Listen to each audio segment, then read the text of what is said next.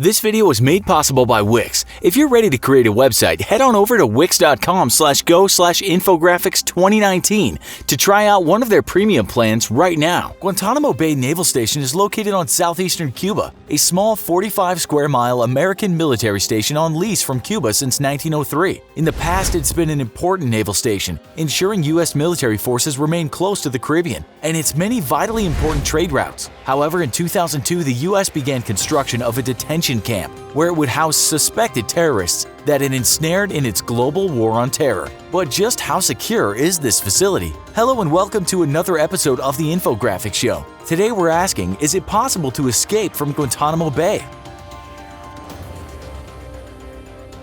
The Guantanamo Bay Detention Camp, or Gitmo as it's commonly known, is a prison facility located on the U.S.'s Guantanamo Bay Naval Station. At the start of the U.S.'s war on terror, a need for a secure housing facility for dangerous suspected terrorists and insurgents was immediately identified by the U.S. government, and thus construction began on what would be known as Camp X-Ray, which would later be shut down as Camp Delta. A 612-unit detention center came online. Camp Delta now houses Camps 1 through 6, as well as Camp Echo, where detainees are in-processed upon arrival. For 3 years, the CIA also operated a small site known as Penny Lane, which housed special prisoners the agency tried to recruit as spies. While the rest of the facility featured pretty sparse living quarters, Penny Lane had private kitchens, showers, televisions, and beds with mattresses, all in a bid to encourage prisoners to cooperate. Nearly from the start of operations, allegations of abuse and torture leaked to the press. Condemned by the United Nations, the U.S. argued that detainees at Gitmo were not guaranteed Geneva Convention rights and protections because they had specifically chosen not to fight as regular soldiers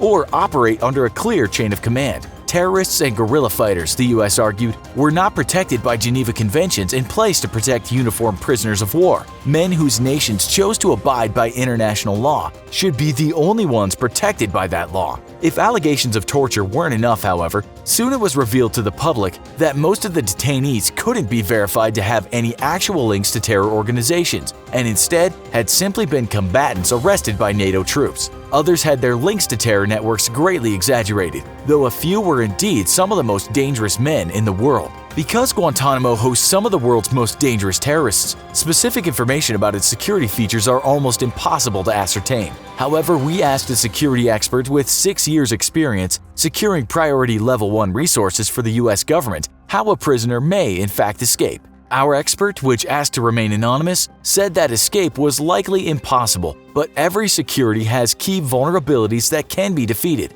The trick is being able to defeat all of a security system's vulnerabilities one after the other in the limited amount of time you have for an escape attempt, something which is simply not likely. First off, you're going to have to deal with the security personnel themselves. What is known about internal security at Gitmo is that military police personnel conduct constant rounds, making visual inspections of their prisoners every 3 minutes through a window on the cell door. Then there's the locking mechanism on the door itself, which is typically behind a half inch of steel and impossible to access. Simply put, you're not going to get out of your cell unless a guard lets you out. So your best chance for escape is to get friendly with a guard. If you're a particularly handsome man, trying to woo one of the female guards, approximately 20% of Guantanamo Bay's prison staff is female, you're going to be hard-pressed to get through all the anti-terrorist indoctrination. But hey, stranger things have happened. If that's not possible though, and you somehow manage to compromise the locking mechanism on your door, our source wouldn't comment on how to do this,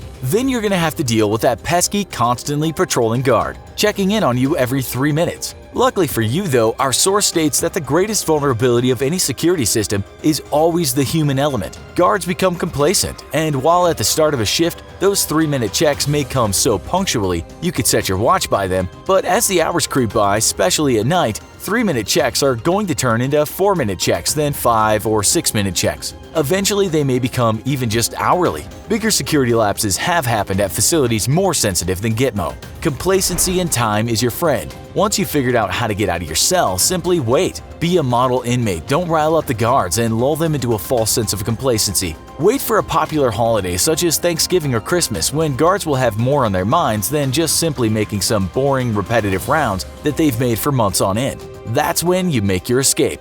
There are, however, bound to be additional security features inside the prison facility's housing units than just the door on the cell. and it's unlikely that you'll be able to defeat these without raising the alarm. One source tells us that because of its small size, Gitmo enjoys the benefits of smaller prison centers, better engineering and construction, which eliminates many of the pitfalls of larger complexes, such as the large access shafts that pierce through the heart of Alcatraz. Plus, the small size of the prison complex lets the guards enjoy a much better guard-to-prisoner ratio, which means more eyes on you than in a place with a larger population. Assuming you make it outside, however, you are almost certainly going to have to deal with several layers of security fencing. In most government facilities, video cameras ring the entire perimeter and are set up so each camera covers another's blind spot. A central alarm monitoring center will typically have 1 or 2 operators responsible for monitoring all interior and exterior alarms, and be able to instantly bring up any alarmed sector of the fence line on camera for a visual inspection.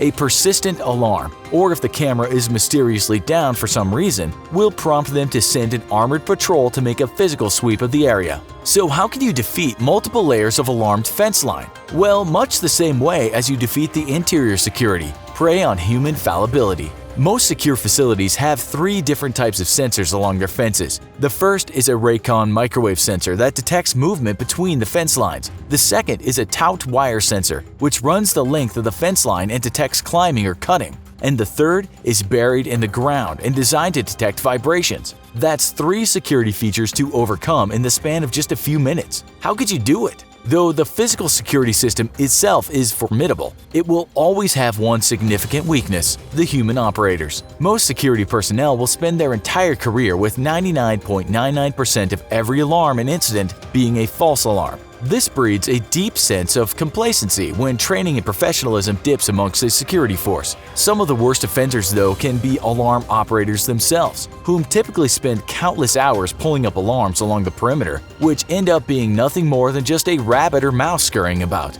Add to that inclement weather, with winds pushing along debris and blowing on the fence line, and an alarm operator's board can light up like a Christmas tree, inevitably leading them to ignoring the majority of alarm calls for the duration of the storm, or simply accessing them and telling security personnel to conduct regular patrols through the area. Your task, therefore, is going to be to encourage an alarm operator to ignore the alarms he'll soon be setting off. This can be easily achieved, but will require greater patience, and will require the help of someone on the outside. Your secret collaborator will report to the planned escape route 2 weeks before your big escape, and camp out all night long outside the piece of fence line you'll be penetrating, while making sure they stay hidden from any security patrols. For 2 entire weeks, your compatriot will be tasked with setting off at least 2 of the 3 alarm systems on that piece of fence line, over and over again for hours on end every single night. This can be achieved relatively easily. You can do things like attach a thin fishing line to a piece of debris, such as a small stick, and hurl it over the fences to the other side. Then tug against the fences or drag it along the ground. This will set off the alarms, but when an alarm operator pulls up the video feed, they'll only see a piece of random debris. Alternatively, you can also use the same tactic used by American infiltrators during the Cold War against the Soviet secure facilities. Purchase a large amount of mice or other rodents, and every night release several into the fence line one at a time over the course of hours. Seeing nothing but animals in the cameras after several days of this alarm, the operator will be inclined to simply begin ignoring new alarms from that sector. Repeat the procedure enough times, and chances are that the alarm operator will get sick of hearing the same alarm dozens of times night after night, and simply access it, silencing it, and ignoring it. Complacency is your greatest ally. Escaping from Guantanamo Bay is likely impossible, though, due to the physical security located inside the prison itself. Though ironically, the secure fencing is certainly the weakest element to overcome. Yet, even if you manage to make it to the outside of the prison, you'll still be amidst a U.S. naval station, and any escape will have to take into consideration the U.S. Navy's sea and air resources, to include patrol craft and helicopters. Escaping from Guantanamo Bay may not be possible after all, and if you're like millions of people, designing a great-looking website seems just as impossible.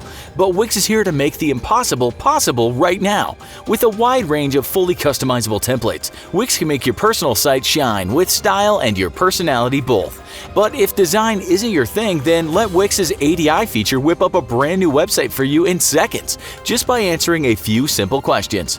It's time to make the impossible possible and get started designing a great website at wix.com/go/infographics2019 or by clicking the link in the description. How would you escape Guantanamo Bay? Do we even need to keep Gitmo open anymore? Let us know in the comments. Also, be sure to check out our other video called Craziest Prison Escapes. Thanks for watching, and as always, don't forget to like, share, and subscribe. See you next time.